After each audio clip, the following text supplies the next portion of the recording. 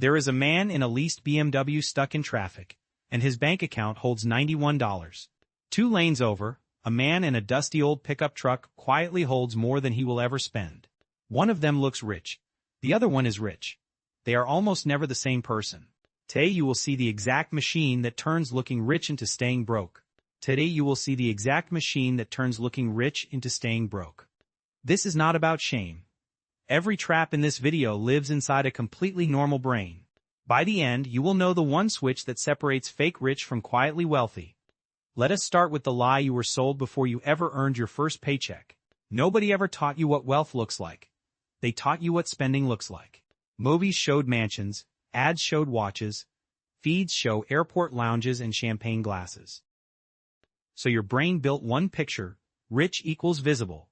Wealth equals things you can point at. But real wealth is the money you did not spend, and unspent money is invisible.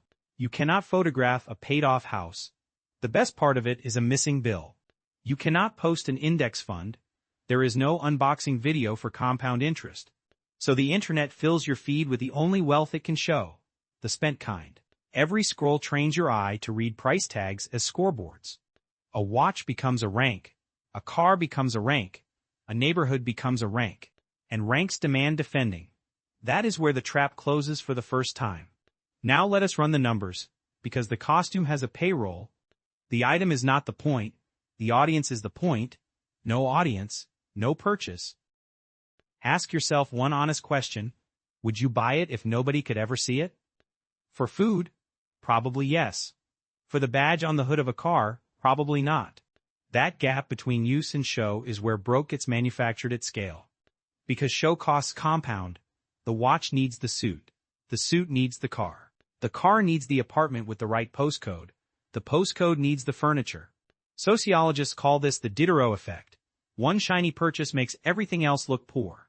Diderot got a beautiful robe as a gift, and it slowly bankrupted his entire home. Your version might be a phone, a bag, a lease. The robe changes, the math never does. Now let us run the numbers. Because the costume has a payroll. Take the leased German sedan, $600 a month just to be seen in it. Add insurance built for the badge, premium fuel, and tires that cost like furniture. Real cost, easily $900 a month, almost $11,000 a year, for an image. Invest that same $11,000 every year instead, at ordinary market returns. 10 years later the car costume is worth $0. The boring version holds $160,000. That is not a small difference. That is a paid-off education, a house deposit, an exit door. And the car is only one bill in the costume's payroll. The status apartment adds $500 extra a month over the quiet street nearby. The wardrobe refresh adds $200. The scene at restaurants add $300 more. Stack it honestly, and many people spend a full salary just running the exhibit. Here is the sentence that should sting. You are renting applause with money you needed. And applause has the shortest shelf life of anything money can buy. Studies on hedonic adaptation show new purchases thrill for weeks, not years. The 5th week in the luxury car feels exactly like the 5th week in any car. Your brain resets to normal. The payment does not reset. It outlives the thrill. That mismatch is the engine of broke. Permanent bills chasing temporary feelings. Meanwhile, compounding runs the same trick in reverse for the invisible rich. Their money earns money while they sleep in the smaller apartment on the quiet street. Every dollar not spent on the exhibit becomes an employee that never quits. 1 decade of costume money, redirected, quietly outgrows the salary that funded it. The rich-looking man buys expenses. The quietly wealthy man buys income. Same paycheck, opposite machines, one prints stress, the other prints freedom. So why do smart people keep feeding the costume? Because the wiring is ancient. For most of human history, status decided food, safety, and who survived winter. Your brain still treats status like oxygen. It panics quietly when rank feels low. Marketers know this. Every luxury ad is a rank threat wrapped in soft lighting. The ad never says buy this watch.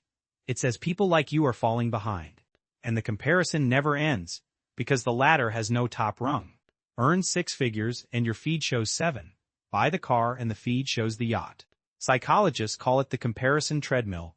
Speed up, and the track speeds up with you. You are not racing the rich, you are racing an edited highlight reel of strangers. The stranger's post shows the champagne. It never shows the credit card statement behind it. Surveys keep finding the same twist. Many six-figure earners live paycheck to paycheck. High income with high exhibit costs nets out to the same anxiety as low income. Meanwhile, actual millionaires, studied by the thousands, drive ordinary cars on average. The famous research behind The Millionaire Next Door found wealth hiding on normal streets.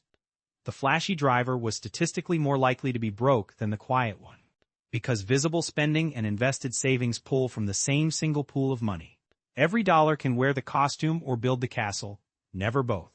There is also a darker gear inside this machine, spending to soothe.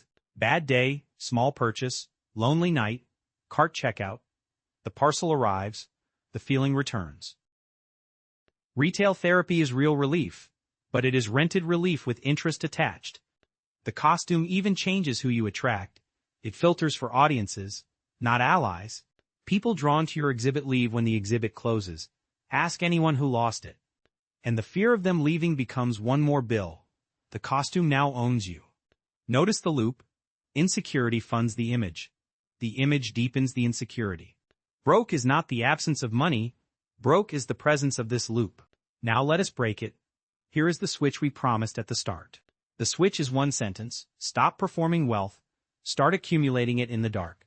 Quiet wealth follows 3 rules, and none of them require earning another dollar.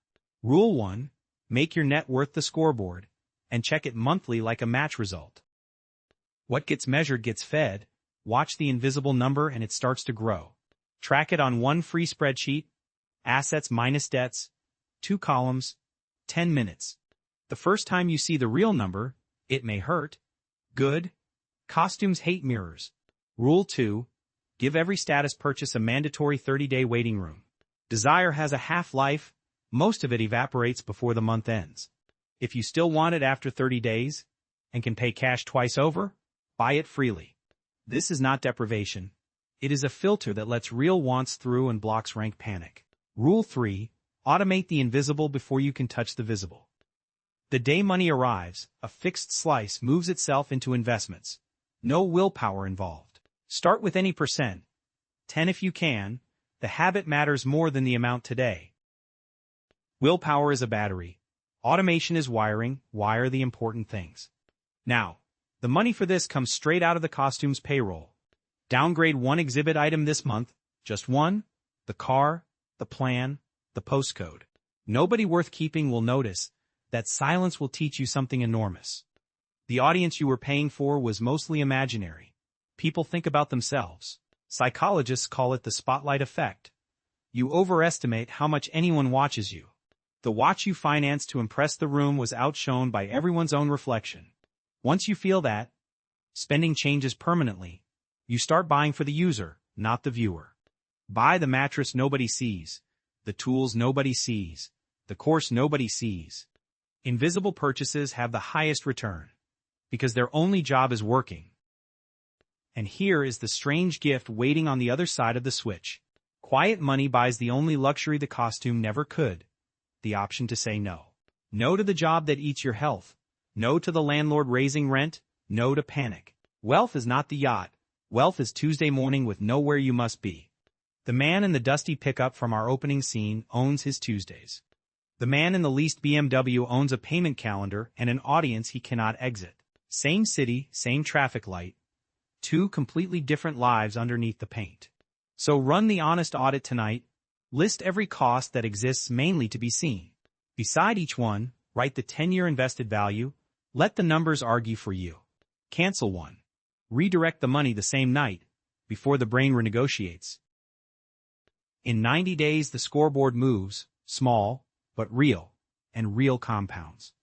In 3 years the quiet number outweighs the costume you almost kept feeding. In 10 years you become the neighbor nobody suspects, ordinary outside, untouchable inside. That is the entire secret the exhibit economy hopes you never test. Looking rich is a subscription. Being rich is an exit. You already earn enough to start. The costume was the proof.